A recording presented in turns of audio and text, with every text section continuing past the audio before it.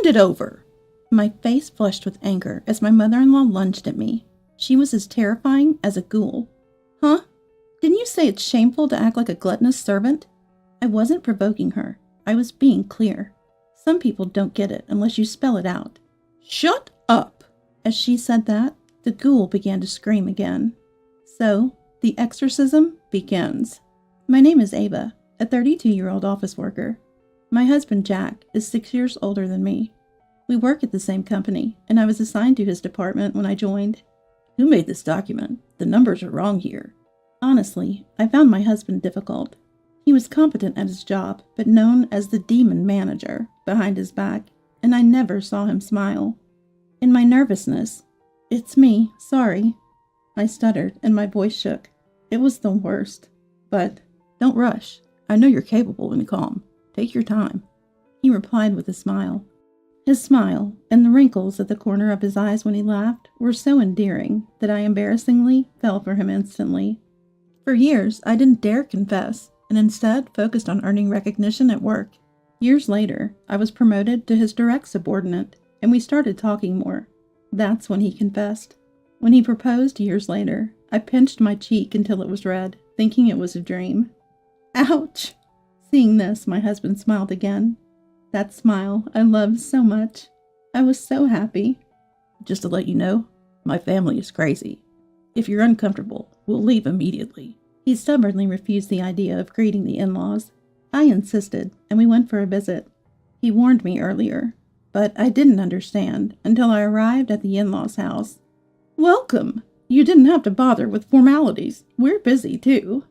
These were the first words from my mother-in-law, Isabella. Her rude words made me feel uncomfortable. Glancing at my husband, I saw him glaring at Isabella. Yes, hand that over. She noticed the gift I was holding and demanded it. Feeling dizzy at her audacity, I watched as she crudely unwrapped the neatly packaged present. Ah, this is just about passable. And she scoffed. What is with this woman?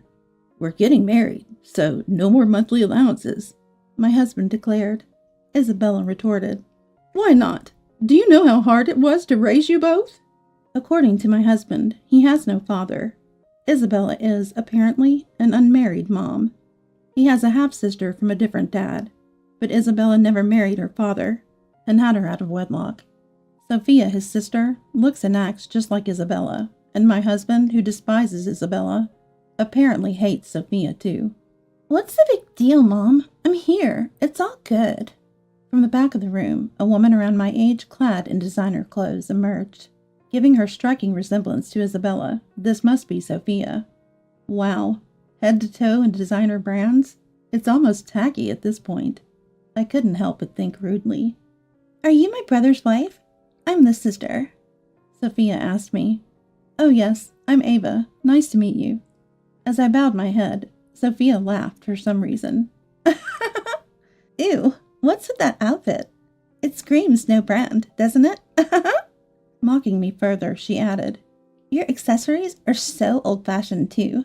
You must take good care of your things. What's with this person? Even my husband got angry. Hey, cut it out. Don't be ridiculous. He glared at Sophie with a fearsome look. Maybe scared, she retorted. It's just a joke. Oh, Ava, you should own at least one designer item by your age, or it's embarrassing. Then she went back to her room, lining up her bags, clothes, and accessories, all conspicuously branded, in front of me. Choose any. I'll give you one. Seriously? This is... Sophia spoke as if she was bestowing charity. It was clearly malicious. Thinking refusing might be rude, I said, Then I'll take this pouch. But as soon as I touched it, ugh, that's disgusting. You're like a beggar, you know? Poor people are so shameful. Isabella, standing behind, laughed and spoke to me. In that moment, my husband forcefully pulled me away, and we left the in-laws' house, leaving the pouch behind. Tell me honestly, what did you think? Holding the steering wheel, he asked me while I sat in the passenger seat looking straight ahead. To be honest, I was quite furious. Sorry, but I never want to see them again. I was worried he'd be offended, but he laughed and said, I thought so. They are crazy after all. I'm really sorry for putting you through that. I felt sorry for making him apologize when none of it was his fault. Before leaving, I learned more about his family. He was less favored than Sophia growing up. Isabella told him he didn't need to attend high school, so he completed his education through a correspondence course while working part-time. He managed to attend university on scholarships. In contrast, Sophia attended a local infamous private high school, easily admitted just by writing her name, all paid for by Isabella. Hearing all this was already infuriating, but then, I had no idea private school was so expensive. Apparently since then, Isabella started frequently asking my husband for money. By the way, Sophia managed to flunk out, even from that high school. The worst. Wouldn't it have been better just to ignore them? I asked, and he replied, If I do, they come storming into the office. Our security guards are mostly old guys. They get overpowered by their force. I feel bad making them handle it. My husband had it harder than I imagined. But apparently, her side business is going well lately, and it seems I'm finally getting a break. The her he referred to was Sophia. I'm not very familiar with it, but she's apparently making decent money using a flea market app, mainly selling branded items, all sourced by herself. I have a talent for spotting the good stuff. Getting quality items cheap is a pro's job, she boasted. Talent, huh? Meeting my parents went without a hitch. This girl, even before she dated you, all she talked about was you, and after, all she does is gush about you. Watching Mom talk animatedly and Dad laughing made me blush, but I was relieved to see my husband well received by my parents. Mentioning the in-laws, my parents were incredulous at the stories, almost doubting they were real. Neither my husband nor I wanted anything to do with the in-laws, so perhaps rudely, we didn't invite them to our wedding. It was going to be a small family affair anyway. The absence of the groom's family raised questions, but explaining the situation, everyone warmly welcomed my husband into the family. For the next 6 months, we enjoyed a blissful, untroubled married life. Little did we know we would have to encounter those ghouls again. They've come! The ghouls have come! Our longtime security officer, Williams, came in with a change of expression to inform my husband. The they he referred to were likely Isabella and Sophia. My husband went to handle it, but he returned looking utterly exhausted. Sorry, it's impossible to talk to them. We've arranged to discuss things tonight. Go ahead and sleep first. But I said, I'm coming too. It's better to have more people for a ghoul hunt, right? I accidentally let it slip calling them ghouls, but until the end my husband was worried for me. That night we met at a diner near the workplace. Isabella and Sophia had already arrived and finished their meal. Their lack of consideration made my head spin. When we arrived, All right, let's get down to business. Isabella started off brashly. I mean, we just got here, you know. We need the monthly support starting this month. She said it matter-of-factly, with no sense of shame or remorse. Sophia, sitting beside her, sipped her post-dinner coffee, as if entitlement was second nature. To them, my husband simply said one word. No, he said. Isabella was dumbfounded, clearly not expecting a refusal. My family is Ava. You two are nothing to me anymore. And, after all that big talk, what happened to your side hustle, huh? Sophia, as if annoyed, replied, The world isn't always kind. You wouldn't understand, amateur. The returns have been increasing lately, and it's frustrating. I chimed in. Then why not focus on your main job? Sophia snapped back. Shut up. I quit that job. I thought I could make it with a side business. I didn't expect this mess. Isabella, irritated by my comment, said, Don't remind us of unpleasant things. And why are you even here? Unfazed by their rudeness, I responded, Jack is my family. It's natural to want to help family in trouble. I didn't care what they thought of me. Exactly, we're family. That's why we're asking for help. It's the same thing. Isabella retorted, But to them, my husband was nothing more than a financial tool. That's not what family is. When will you two stop leeching off my husband? Can't you see how much you're hurting him, even as a mom? I intentionally used the word leeching to provoke some shame, but Isabella shot back. What would you know about children, you childless woman? Children are lifelong slaves to their parents, their spouses too. Such nonsensical words came back to me, making me feel sick. Anyway, stay out of our lives. If you come to the office again, There won't be a next time. Got it? My husband warned them. Your office guards are so frightened of us. It's hilarious. Maybe we should visit your new apartment next, right? The rent must be decent. You must have money to spare. Their spite knew no bounds. Sophia added, Ava, still wearing cheap clothes. Not fitting for a nice apartment. You should move and use the extra rent money to help us, your family, she said. It was repulsive. They somehow knew our new address without us telling them. Leaving the diner, our first thought was, let's move. We both said it simultaneously, laughing at the sink. With him by my side, nothing felt daunting. Holding hands, we walked home and headed straight to a real estate agent. Unknown to the two, a new highly capable security officer is starting next week. A former university rugby player. He's more capable of handling the likes of them. I wanted to move immediately, but finding the right place proved difficult. So I decided to consult someone. Observing Sophia's behavior, I knew it was only a matter of time before they started wreaking havoc. It's a matter of 1 month. No, maybe just 2 weeks. A few days later, when I got home, what the hell is this? I turned to find Isabella and Sophia standing there furious. They must have followed me from work. Utterly despicable.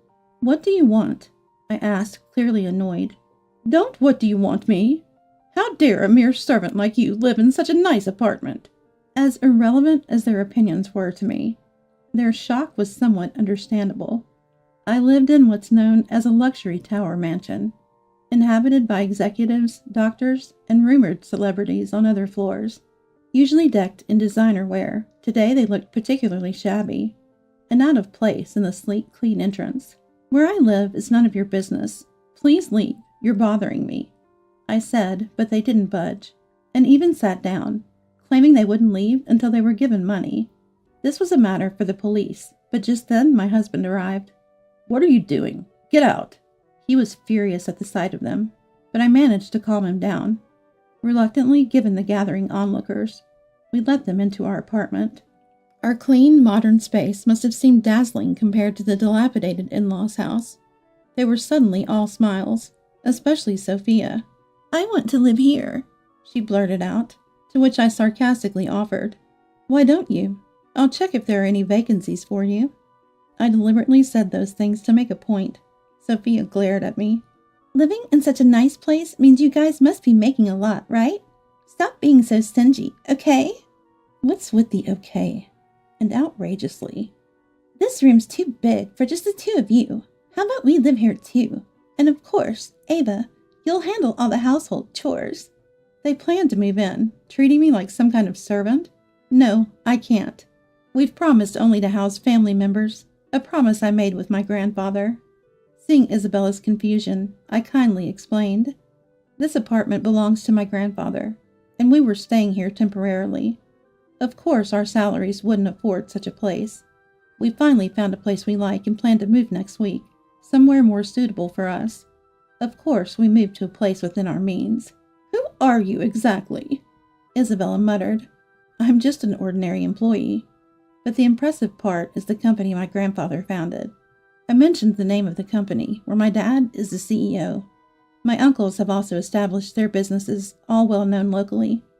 Hearing this, they were visibly shocked. My grandfather was a strict man. Earn your own money. That was always my grandfather's saying. True to his words, my dad and uncles established their businesses, never relying on the family's wealth. But they always helped each other out in times of need. I'm proud of my family, who always prioritizes each other and their employees. I kept my family's wealth a secret until we were married, worried that it might change my husband's attitude towards me. But there was no need for worry. I need to work harder, my husband responded with a smile. Consulting with my grandfather about the current situation, he readily lent us the apartment, saying, I'll lend you the room, but settle the matter yourselves. I received such grandfather-like advice. Hearing this, Isabella somehow misunderstood. Finally, I'll be part of the elite, too, she said, then approaching me. You're such a deceiver, Ava, hiding the fact you're rich, and always dressing so poorly. I was completely fooled. Isabella talked on and on, cheerfully oblivious to the gravity of her situation. Whatever your misunderstanding, Let me clarify. We have no intention of supporting you financially. How many times do we have to discuss this? Please, enough is enough. I replied coldly and matter-of-factly. By the way, the dress I wore to the in-laws' house greeting was a bespoke piece from a tailor we'd frequented since my grandfather's time. Not exactly cheap, and paid for with my own money. And I love non-branded clothes as well. To this, Sophia interjected. Let's forget what's done. We're family, right? Oh, here, you forgot the pouch I gave you last time. Handing me the pouch from before, I dismissed. I don't need it, especially not a fake. When I pointed out the fake, Sophia had an indescribable expression. Even I, with little interest in brands, could tell the item she showed was a counterfeit. Selling such obvious fakes? I imagine you're already in quite a bit of trouble, aren't you? I said, and the once boastful Sophia quieted down, perhaps realizing the gravity of her situation. Isabella, enraged by my cheeky attitude, lunged at me with a ghastly face. Just shut up and give us the money. Her grotesque expression startled me for a moment, but I retorted. Huh? Didn't you tell me that begging like a slave was shameful? When I spoke up, it only fueled the fire more. Shut up, she shouted, lunging at me again. Jack, did you get it? At my shout, Isabella and Sophia looked bewildered. My husband, who had been discreetly recording the entire scene on his mobile phone, nodded silently and quickly intervened, pushing Isabella away from me. What you've just done to Ava is more than enough to report to the police. And by the way, they're on their way here. Hearing police, both went pale, especially Sophia. It was my idea to record them. My husband was against it, considering it dangerous, but I insisted. Despite everything I said, they just didn't understand. We had to gather evidence and let the law handle it. We'd recently learned about restraining orders. A shameful admission, but necessary given the circumstances. We had planned to consult about the restraining order before they showed up. Policing? That's cruel, Isabella had said, trying to elicit sympathy with her tears. My husband, however, was unmoved. Family. Have you forgotten all you've done to me? Nothing but trouble. My husband had endured much more than he had shared with me. The sorrow in his eyes quickly turned to resentment. Money should be there when needed, not for personal greed or to gain superiority, especially not for people like Isabella and Sophia. Just then, we heard a police car outside, causing Sophia to scream and bolt out of the room, followed by Isabella. Of course, the police car was a bluff by my husband, and their panicked reaction was almost laughable. Days later, now settled in our new home, the police actually did show up to inform us of Sophia's arrest. My husband was visibly shaken. She's practically a stranger to us. We have no connection. But he responded. We learned that Sophia had been buying counterfeit luxury goods from an overseas site and selling them as genuine on a flea market app. Sophia insisted. I didn't know they were fake. But using genuine photos for her listings made her lies all too transparent. Isabella, having helped with the packaging, was also under investigation. I only did it because my son's wife told me to. Such an absurd claim was made. It was nothing but a nuisance. Their inconsistent statements meant the police doubted much of what they said. It was all just a big nuisance. After the incident, Sophia remained in custody due to numerous other crimes, while Isabella was eventually released. However, the neighborhood was well aware of the incident, and Isabella was shunned, leading her to move to a distant town. She likely won't return to this town again, and if she does, we plan to treat her as a stranger. As for my husband and me, we've settled into a peaceful life, now that the ghoul hunt is over. There's been a slight change since the incident, though my husband is a boss at work. At home, I've taken the reins. He often says he's forever indebted to me. My husband may have his flaws, but I still love him as ever. Recently, he started reading management books secretly, and often talks to my dad and uncles on his days off.